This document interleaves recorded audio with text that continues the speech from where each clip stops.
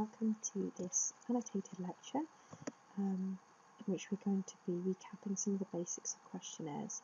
So I'm Laura Skerback-Evans, and if you'd like to book a tutorial to discuss anything that we look at in this session, please feel free to follow this link to my Doodle poll. And alternatively, you can email me and we can arrange a day and a time, and we can also have tutorials over Skype for Business or over the phone if that's more convenient. Okay, so we're going to be looking at kind of why use questionnaires, so some of the common uses of them, and then just recapping some of the basic sort of design issues in terms of how they're administered, thinking about question types, response options, some of the sort of core response bias that you might encounter, and thinking about analysis. And then likely to have a go at just putting together a short questionnaire yourself. Why use questionnaires? Questionnaires are one of the most used tools for collecting data in psychology, and particularly in social psychology, where there's been a boom really in their use over the past few decades. Questionnaires come in a variety of forms, but they can sort of be thought of as two core ways of collecting data. So there are those where it's primarily about gathering information, which may be sort of descriptive in terms of surveys. So for example, the big surveys collected annually by the government, such as the Crime Survey for England and Wales, gathers a lot of data on the victimisation experiences or non-victimisation experiences of the general public. And then there are also where we're thinking of questionnaires more as measurement instruments, and that's looking more at psychological tests and the field of psychometrics. So they gather slightly different types of information. So not all psychological tests, for example, are questionnaires, but there is an overlap there. In terms of what makes a good questionnaire, they need to be, particularly if we're thinking of measurement instruments, they need to be reliable, so they need to be consistent. So they need to consistently measure something so that it produces a similar response or measurement across time, for example, if we would expect there to be no change. It needs to be valid, so it needs to be measuring the construct that we intend to. And so it's important to remember that questionnaires in particular may be reliable, but they're not always valid. They also need to be standardized. So what that means is that a response should mean a similar thing to a question within the same population. So it should have a similar meaning. And it should be discriminatory. Now, what I mean by that is that it should be able to discriminate between individuals.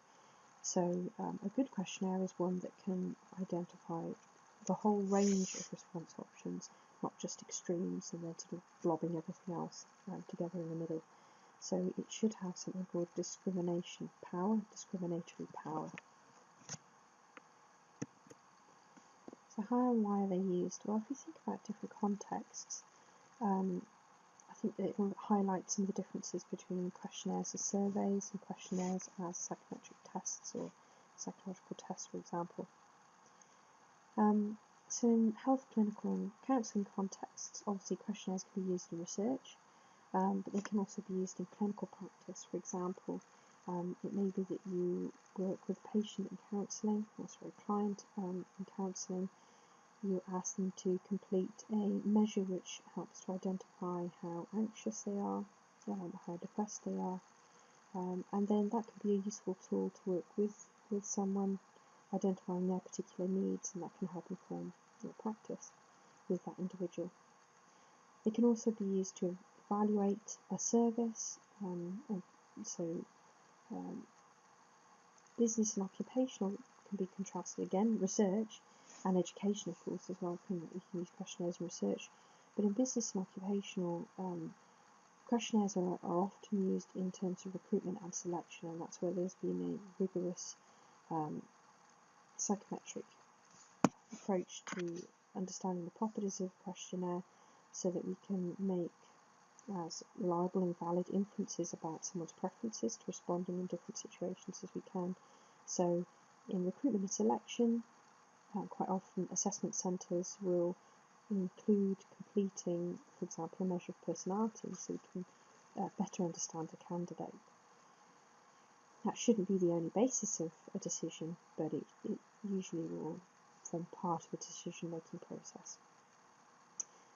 They can also be used, those same tools can be used in training to help identify if there are areas that someone needs to develop. They can be used to help achieve that.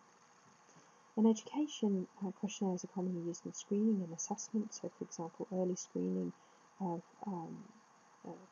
perhaps autism spectrum disorders. It can be used to identify potentially whether someone may need to go on for further screening for dyslexia or dyspraxia, for example, and then that can affect the range of educational support that person can access. So if you just think for a moment about your own context, perhaps thinking about your organisation or your experience as a learner, if you're thinking about your own organisation or your field of work or volunteering, what kind of key factors do you feel require measurement? And how do the measurement tools feature within your organisation and your experience as a learner or as a student? So it might be worth just pausing this presentation just for a moment and just reflecting on that, what that experience has been like, and perhaps if you know how that information has been used. Okay. I'm going to assume you've paused and you've rejoined the presentation. But it's important to think about the way that these questionnaires can actually impact on our experiences as an individual, as a learner, as an employee, and so on. They can have quite serious consequences. So it's something that needs to be considered. These tools that we use in questionnaires, they need to be as good as we can get them, essentially. And something that we'll be looking at in the teaching session on Saturday is sort of thinking about how we can achieve that. Also, what is the mark of a good questionnaire? So if you're looking at existing questionnaires, how can you judge their quality? Key design issues. One of the core things is the mode of administration, so how you're actually going to use the questionnaire. One of the most commonly used approaches is the self-administered questionnaire. So that's say if you've, for example, you've completed a module evaluation questionnaire, a feedback questionnaire as part of your learning experience. It will usually have been given to you, you'll have completed it yourself about your experiences, and then handed it in if it was hard copy or submitted your answers online. But quite often the questionnaires we use are self-administered. However, there are situations in which it's more practical or it's just more appropriate to use what we call an interview-administered questionnaire, and in this way there can be some overlap with standardised interviews.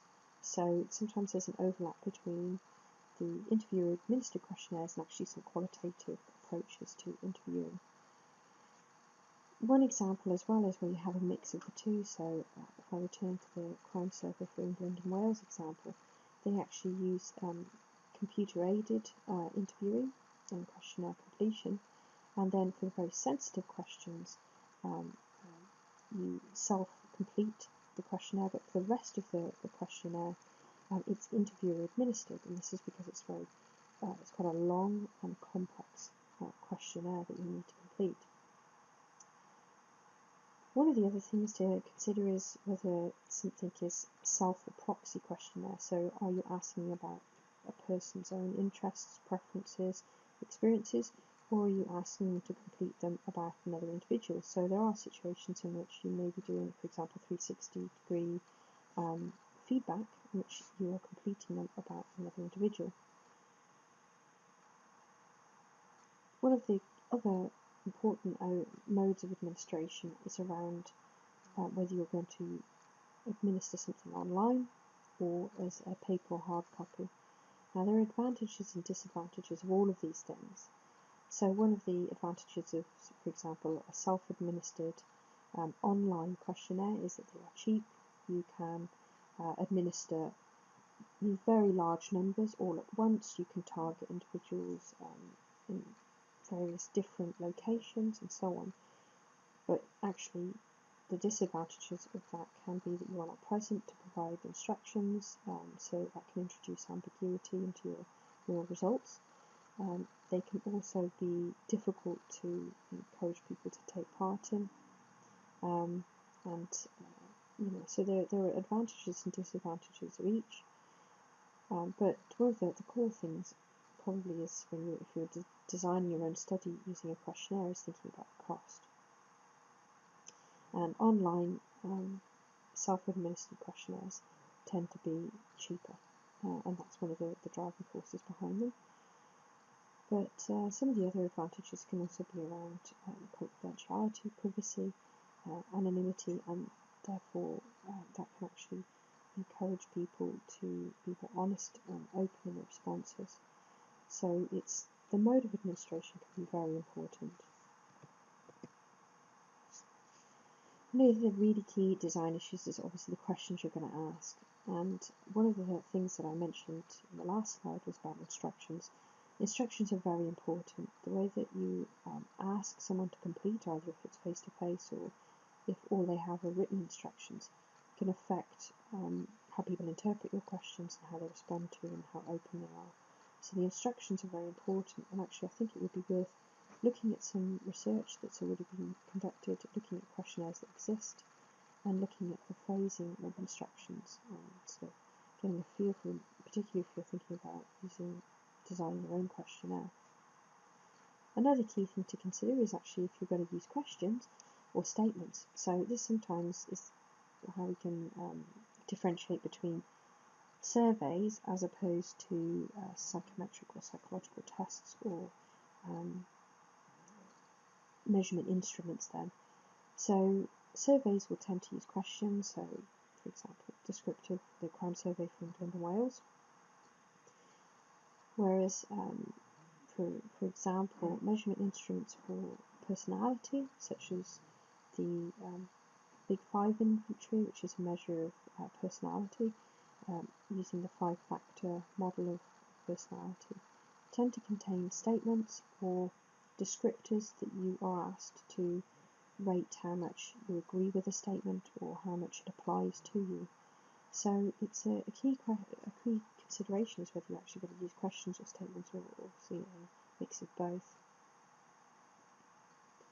In terms of the questions, there are a number of their features that are very important to consider. So the content, phrasing and purpose of the question, the type and the scale, and that's something I'll talk about in a moment. And then also considering the questionnaire as a whole, you need to consider the flow and the order of questions. That's very important, and also the appropriateness and the length. If you have an extremely long questionnaire, and depending on the situation, you may get a higher rate of attrition, essentially dropout.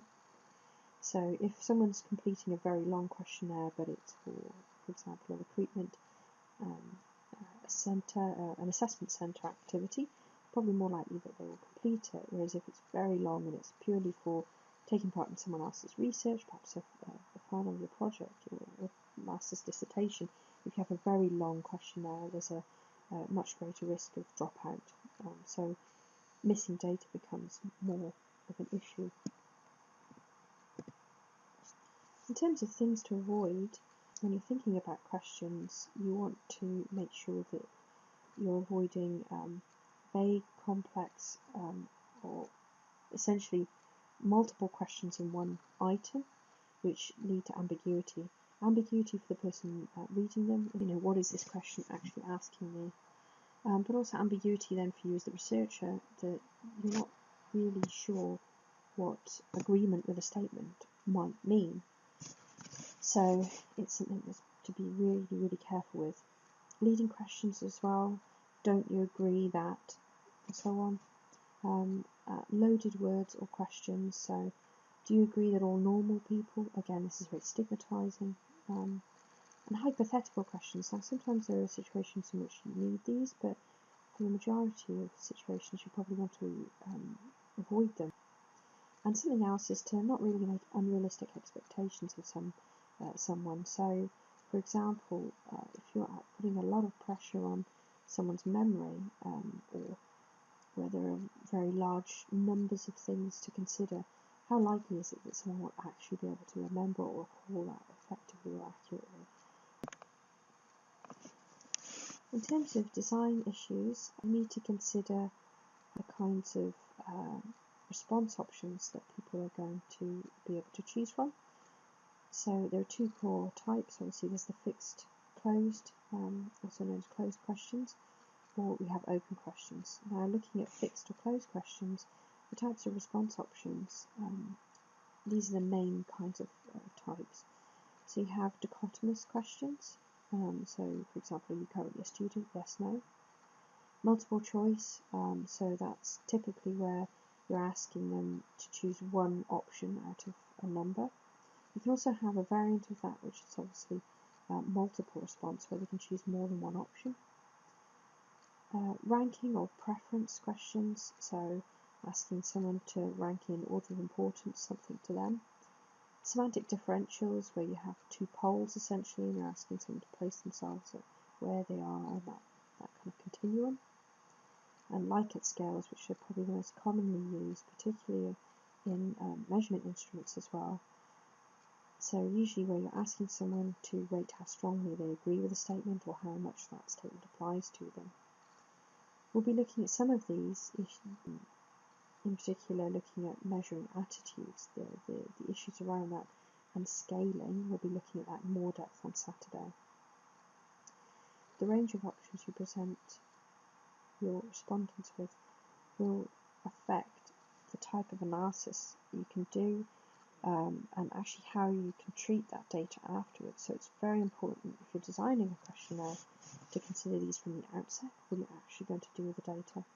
But also, it's important if you're selecting someone else's questionnaire or replicating someone else's survey, what are you actually going to do with the data afterwards? So it's always important to marry up response options with essentially your analysis strategy. In terms of open-ended questions, they can be designed really to either encourage a fuller answer or something around more meaningful or relevant answers to a particular question.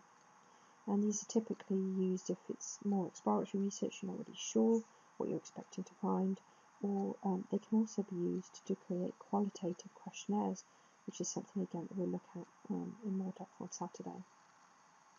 If you're using it because you're not sure of the range of answers that someone could give, so you don't want to restrict it by imposing a predefined set of responses on them, and so you leave something, for example, an other response, you need to have a clear plan of what you're going to do with it afterwards, and you need to be very careful in terms of the wording of those questions and response options, because they can cause problems down the line. So, for example, if you ask someone simply, please describe your job role, you could get a whole range of answers. So some participant one might say full-time, someone else might say psychology technician, someone else might rate it as professional.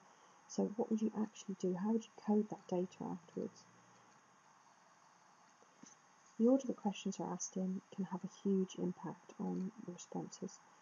So, for example, if you ask a question at perhaps an inappropriate point in the questionnaire, what you can do is prime someone so that they respond in a way that reflects their answer to that question for the rest of the questionnaire.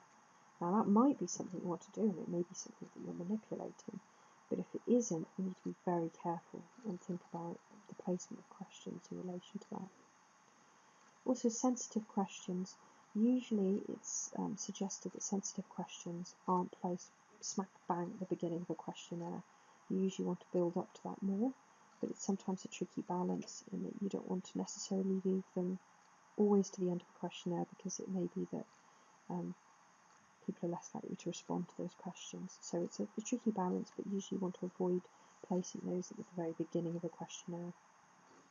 And also thinking about question difficulty. Again, you don't want to usually leap into something that's extremely taxing. You usually build up to it, which is why a number of questionnaires will collect important demographic information to start with, and then move into the more sensitive or more difficult questions later on. So we will be thinking about response bias and how to avoid or detect and manage them in more detail on Saturday. But just to have a quick recap of this, the core types of bias are acquiescence, which is where people tend to agree with things, boredom, which is where people tend to just not be focusing and just not answering or really paying attention to questions, and so you can get a particularly if it's a long questionnaire towards the end, people tend to not be as focused. There's sort of the ones around central tendency and extreme responding. This is where people will tend not to respond at the extremes. It will tend to get people clustering more in the middle of the response options, and that can cause a problem, particularly if you provide a neutral option. What you can end up with is essentially neutral answers to every statement you have, and that can be challenging then to try and differentiate between individuals. So what you can end up with is a questionnaire that doesn't have very much discriminatory power. Demand characteristics, now that can be the particular scenario in which someone's completing the questionnaire, or it may be the way that the questionnaire is designed, but it may prompt someone to respond in a particular way because they're expecting that that's what's required of them. And related to that is the sort of social desirability effects and sometimes impression management. So people will try to respond in a way that either is pleasing for they're trying to help the researcher by responding the way they think they should, or they could be trying to manage how they appear to the researcher and responding in a particular way as a result of that. And so these are important things to try and to be aware of when you're designing a questionnaire or when you're using questionnaires in research. How can you combat them? One of the strategies, particularly around acquiescence and boredom effects, are to use reverse scoring, which is where you word some of your questions or statements positively and others you word negatively. Or you can have attention checking questions. So sometimes in a questionnaire you will literally see a question that will say, embedded halfway through it, tick response option 1 for this question. So it's just checking that someone's paying attention and they're not just purely agreeing with everything. They've not got bored and stopped reading the questions. If there are issues around social desirability, demand characteristics, sometimes, and sensitive questions as well, sometimes what you can use are, you can embed questions within a wider set of questions. So you have almost distractor questions around them. The research participant isn't as aware of what you're trying to ask, so that they won't tailor their response to what they think you want them to say. But there are issues sometimes with deception and how you handle that. But that's another common approach. In terms of, again, demand characteristics, socially desirable responding, and also issues around sensitivity, sensitive questions, you can also think about making your questionnaire as anonymous and as confidential as possible. That can also improve those sorts of sources of bias. Something you can do after you've collected data is to check for particular response sets. So, for example, if someone has just acquiesced and agreed to everything, if they've got bored, or so on, what you can do is check how they've responded. And if you've used reverse scoring, what you should see is that people respond to positively worded items, say by typically in a high scoring way, would then score typically lower on negatively worded items, for example. So you can start to see response sets if people aren't responding in that way, and we'll look at that in more detail on Saturday. But in terms of these things, one of the core things to do is to pilot your questionnaire if that's something you designed yourself, or if you're using a questionnaire perhaps that was intended for a different population. And that can be things in terms of intended for a US audience.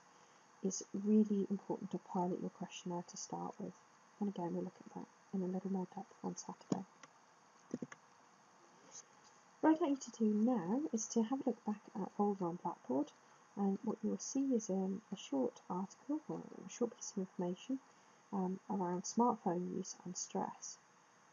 I'd like you to imagine that the BBC have approached you as independent consultants to explore people's attitudes towards smartphones. And just based on this sort of recap and some of the key things to think about and the key things to avoid, I'd like you to create just a 15-item questionnaire and how you could take that research forward. So you can do that in any way, or taking that forward in any direction. But just think about how you'd word the items, the types of response options you provide, and then think about what you might want to do with that data afterwards. Okay? So have a go at that, and I will see you on Saturday.